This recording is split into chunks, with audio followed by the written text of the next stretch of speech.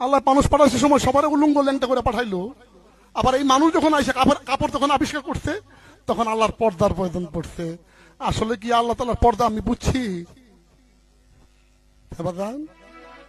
আপনি কি মনে হয় মোহাম্মদ কি এতই বোকা ছিল যে বর্তমানে বোরকা পইরা মস্তান যায়, নদী যায়, অনেক পুরুষে বেডি থেকে যায়, মোহাম্মদ বুঝে এই পোশাক দিয়ে দিব মানুষের ধোকা দেওয়ার জন্য?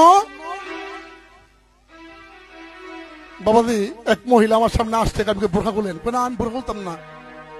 আমি বোরকা বললে তো আপনি শয়তানের লেবাস ধরলেন। কেন? আমি শয়তানদের শয়তান সবার দেখবে কিন্তু শয়তান কেউ, তাহলে আপনি বোরকা বলে সবার দেখতেছেন কিন্তু আপনারা কেউ দেখতেছেন না, তাহলে আপনি কি? বাবা, ওই সমস্ত কাপড় তো আল্লাহ তাআলা সৃষ্টি করে নাই। আল্লাহ যদি কাপড় যদি পরতে হইতো তাহলে মুহাম্মদ রে লুঙ্গি হইলো সম্মানে পরাই দিল না বাবা। এই বাউল ফকির যুক্তি দিয়ে শরীয়তকে রদ করতে চাইলো। তার যুক্তি কি? যদি আল্লাহ তাআলা পর্দাকে ফরজ করতেন তাহলে অবশ্যই জন্মের সঙ্গে সঙ্গে পোশাক দিয়ে পাঠিয়ে দিতেন। যেহেতু আল্লাহ তাআলা পাঠাননি তাই পর্দা করা ফরজ নয়। এটা একেবারে শরীয়ত বিরোধী যুক্তি। মহান আল্লাহ তাআলা বলেন সূরা আহজাব 33 নম্বর সূরা আয়াত নম্বর 53, 33 নম্বর সূরা আয়াত নম্বর 59, সূরা নূর 24 নম্বর সূরা আয়াত নম্বর 30-31। আল্লাহ তাআলা নারী পুরুষ উভয়কে পর্দা করতে বলেছেন। কখন থেকে পর্দা করবে? বালিগ হওয়ার পর থেকে। দলিল সুনান আবু দাউদ 4104 নম্বর হাদিস, বালিগ হওয়ার পর থেকে পর্দা করবে। পর্দা করার কথা আরও হাদিসে রয়েছে, যেমন সহিহ বুখারীর 4141 নম্বর হাদিসে রয়েছে, সুনানে তিরমিজির 1173 নম্বর হাদিসে রয়েছে যে পর্দা করতে হবে। তো শরীয়তকে যে ব্যক্তি যুক্তি দিয়ে রদ করতে চেয়েছিল সর্বপ্রথম সে কে? সে হলো ইবলিস। তো এখনও যারা শরীয়তকে যুক্তি দিয়ে রদ করতে চায় এরা কারা? এরা হচ্ছে ইবলিস। এরা ইবলিসের সাথে জাহান্নামে যাবে। সূরা সাদ সূরা নম্বর 38 আয়াত নম্বর 85। এই ফকির সাহেব বলতে চাইল যে আল্লাহ তাআলা যেহেতু পর্দা দিয়ে পাঠাননি, পোশাক দিয়ে পাঠাননি, তাই পর্দা ফরজ নয়। তা আমি বলতে চাই, তুমি কি খাওয়া দাওয়া করো?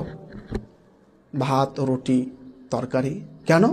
আল্লাহ তাআলা তো জন্মের সাথে সাথে দুধের ব্যবস্থা করে দিয়েছেন, মায়ের দুধ। তো আপনি আজীবন মায়ের দুধ খান কেন? আপনি ভাত, রুটি, তরকারি এগুলো খান কেন? যুক্তি দেখাতে আসছেন। আপনি বলতে চাইলেন যে বোরখা নাকি শয়তানের পোশাক। আপনার যুক্তি কি? যে এই বোরখা পিনে মানুষকে তারা দেখতে পায়, কিন্তু মানুষ ওই বোরখাওয়ালাকে দেখতে পায় না।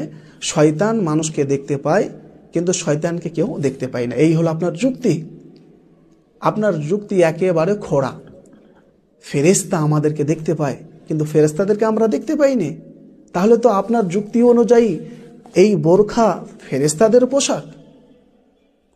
আপনার যুক্তি একেবারে খোড়া। আর এই বোরখা পরে খারাপ কাজ করে বলে বোরখার দোষ? জি না। পিস্তল দেশ রক্ষা করার জন্য ব্যবহার করা হয়। তো এই পিস্তলকে নিয়ে যদি কেউ অপব্যবহার করে তো পিস্তলের দোষ না যে অপব্যবহার করবে তার দোষ? তো অনুরূপভাবে এই বোরখা নিয়ে নিজের দেহকে রক্ষা করে নারীরা। তো এই বোরখাকে যদি কেউ অপব্যবহার করে তো বোরখার দোষ নয়, যে অপব্যবহার করবে তার দোষ। যারা আল্লাহ এবং তার রাসূলকে নিয়ে কটূক্তি করবে, আল্লাহ এবং তার রাসূলের কথাকে নিয়ে কটূক্তি করবে, তারা কাফের। দলিল সূরা তাওবা 9 নম্বর সূরা আয়াত নম্বর 65-66।